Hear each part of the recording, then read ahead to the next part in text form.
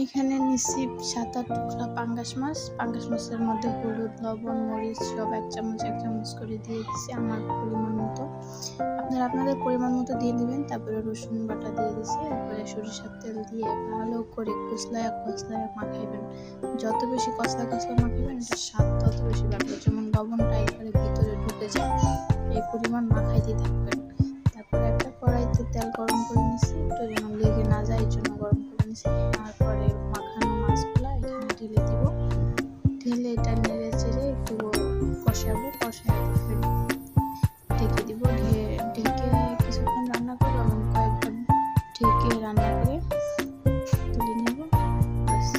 পাঙ্গাস মাছ রেসিপি যত সহজ, খেতে তত দারুণ হয়।